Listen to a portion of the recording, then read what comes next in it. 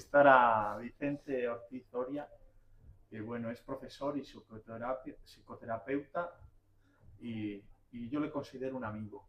Claro. Oriundo de Cantabria, profesor en Salamanca, cofundador y presidente del Instituto Psicoanalítico de Salamanca. He leído que sus intereses profesionales tienen que ver con la psicoterapia, la educación humanista y el crecimiento personal.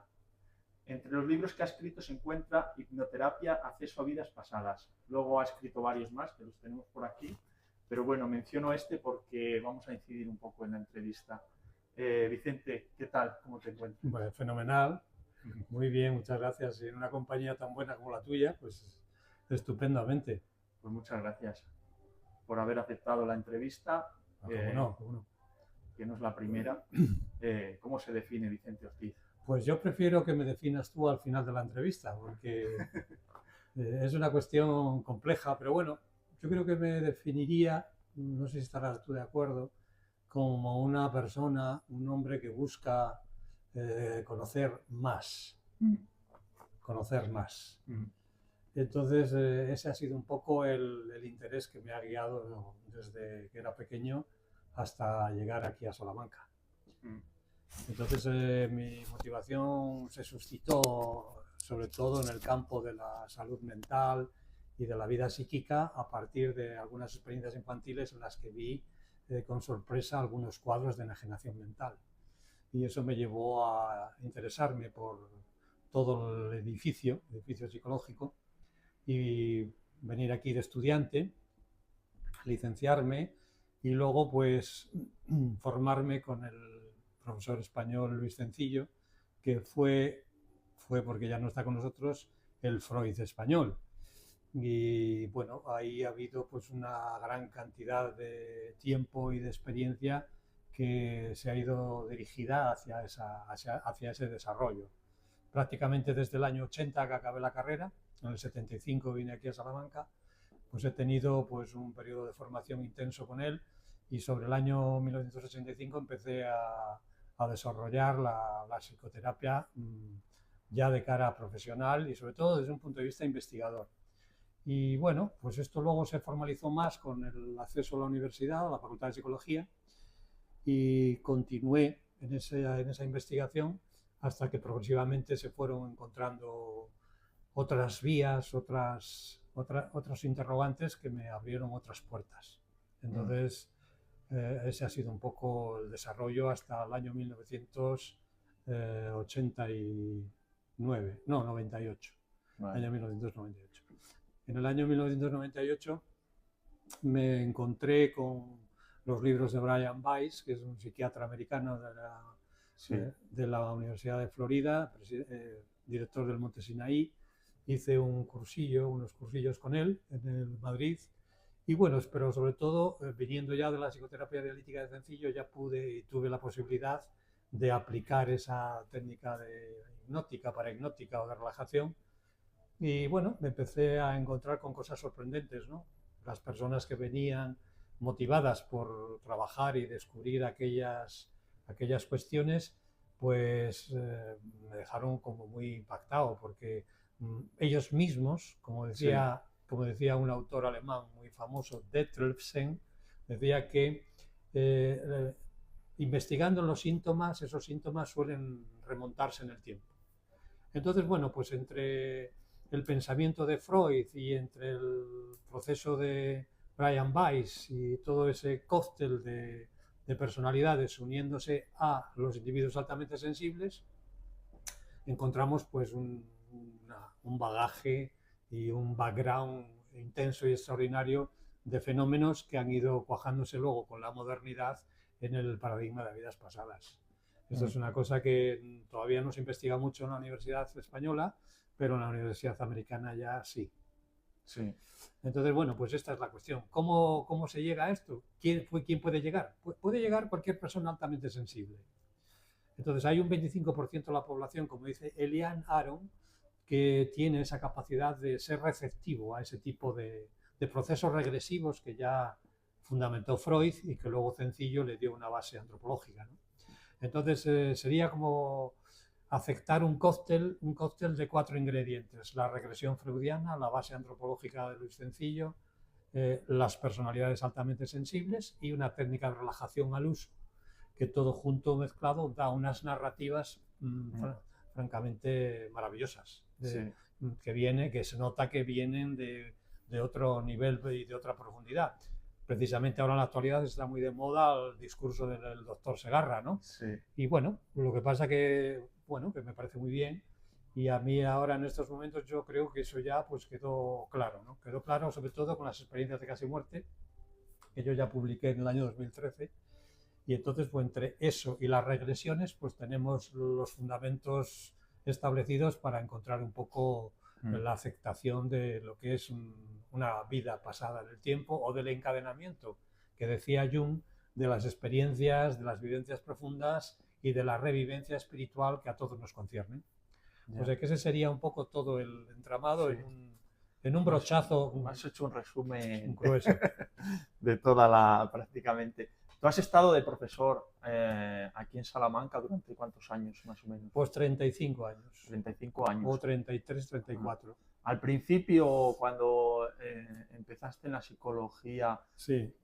¿Tú ya conocías la terapia regresiva y creías en ella? No, ¿o no? En absoluto. Ni conocía la terapia regresiva ni creía en ella.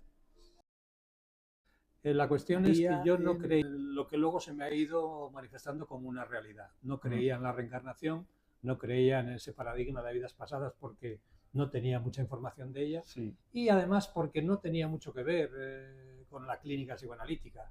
El psicoanálisis tiene un formato, y más la psicodiálisis de sencillo es más abierta, pero tiene un formato más rígido y más estructurado, y estas cosas se entienden como si fueran una alucinación, que no es verdad.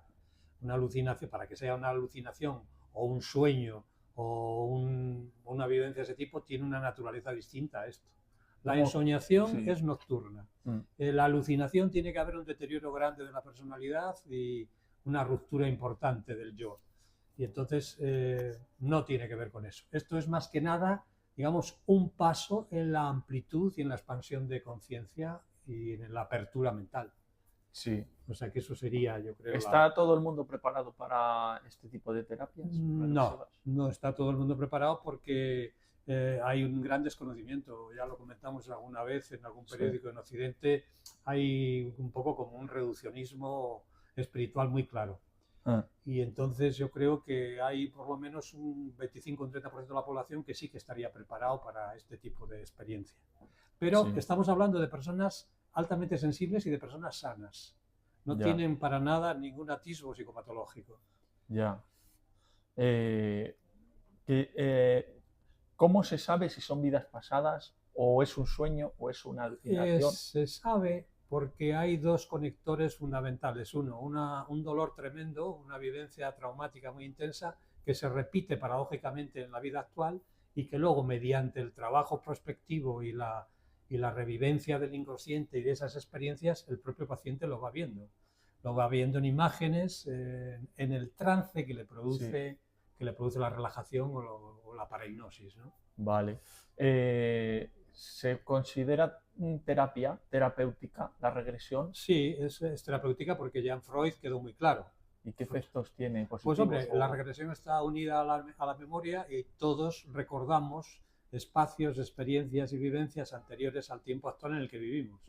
Hemos vivido con 50, 40 o 60 años, tienes periodos que te han marcado. Te puede haber marcado la juventud, te puede haber marcado el periodo infantil, te puede haber marcado la vida profesional, etc. Todas esas vivencias intensas te llevan a otros parajes, a otras emociones y a otros estados anteriores en el tiempo que se conectan perfectamente en la investigación regresiva, ¿verdad? O sea que esto sería una regresión corriente y moliente. Desde Freud, ya desde 1900, con la interpretación de los sueños, ya se vio claro, ¿no? Que era el mecanismo de la regresión. Cuando haces psicoanálisis, alguna terapia psicoanalítica, ¿hay algún paciente que lo mismo se ha ido a hacer una terapia al uso y ha llegado a esto, a regresión? Claro, claro. Sí, a mí me pasó un poco así, que a mí me venían algunos pacientes y me decían, investigando con ellos sobre todo, ¿no? Porque yo daba clases de psicoterapia, que estas cosas que les pasaban ahora dolorosas, tenían que ver con otra vida. A mí aquello me dejaba estuporoso al principio, diciendo, Ya. ¿cómo es posible eso, verdad? Y me acuerdo de decirle a alguna persona, bueno, mira, vamos a resolver los problemas que tienes en esta vida y ya mañana, como decía el del chiste, ya mañana veremos a ver si esto tiene que ver o no tiene que ver. Pero claro, se multiplicaron los casos y se multiplicaron las experiencias de situaciones muy dolorosas, de personas que estaban y habían perdido a familiares de forma muy repentina, y entonces pues parece ser que todo esto abría puertas a este tipo de investigación. Y eso pues bueno, nos generó pues un cambio de actitud, es decir, nos dio una visión, bueno, tuvimos que abrir la mente a estos fenómenos, ¿no? Sí. No por deseo propio, sino por impuesto por el material con el que surgía en las investigaciones. Claro. Es que a mí se me ocurren muchas preguntas.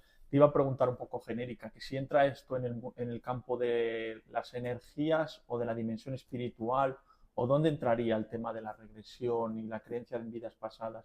Bueno, pues yo creo que ha ido un par de ideas, ¿no? Las vidas pasadas, bueno, ahora la teoría cuántica lo está pergeñando un poquito, ¿no? Pero bueno, parece ser que en el tiempo de Jung ya se decía que nuestra energía estaba de alguna forma expresa a modo de, como si fuéramos una cadena que no tiene ni principio ni fin, de eslabones, eslabones de experiencias y de vidas que van anexionándose, pero que no sabemos la primera ni la última, ¿no? Eso lo decía Jung ya. Por lo tanto, ahora se habla mucho de la supraconciencia, que es un concepto que ya elaboró Jung para hablar de este tipo de experiencias. Luego la energía, pues la energía desde el Lavoisier para acá ni se crea ni se destruye. Es un proceso de transformación que todo el mundo acepta porque nadie tiene las mismas células ya de hace 7 años, ¿no? Entonces no hace falta nada más que ver alguna fotografía de nuestra historia pasada y verla con la actual y vemos la diferencia, ¿no? Claro.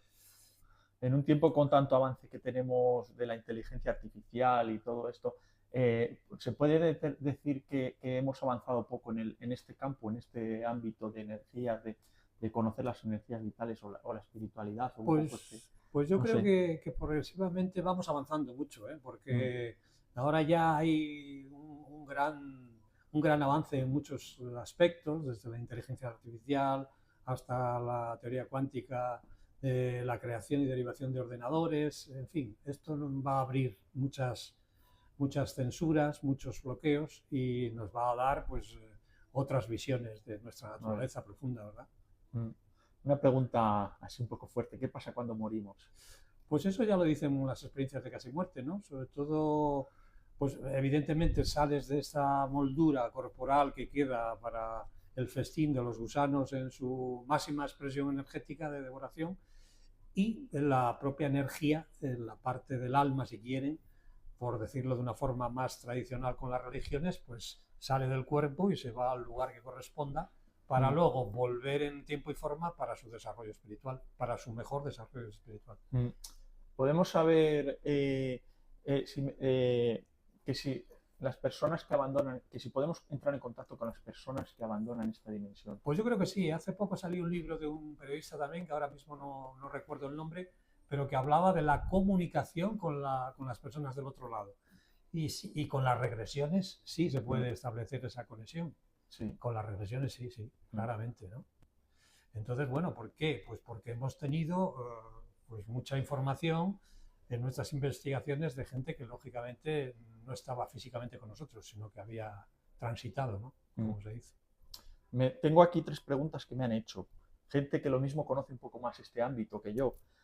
¿Podemos saber mediante sueños, cuántas vidas hemos tenido? No es difícil, no es difícil. Con saber que has vivido algunas ya estaría bastante bien. Que luego el mundo de los sueños es otro... No, por los sueños te llega información. Por los sueños te llega información. Pero claro, no te llega con tanta exactitud como con las regresiones. A través de las regresiones mejor, sí. ¿Ha visto a las personas con las que ha tenido contacto en sus vidas pasadas? Que si me he encontrado con esas personas, sí, me he encontrado con muchas personas. Muchas personas, puedo decirte 20, 25 personas que he podido contactar y que nos hayamos dado cuenta ambos de que ha habido una conexión anterior, por lo menos. ¿Y te han transmitido cosas importantes?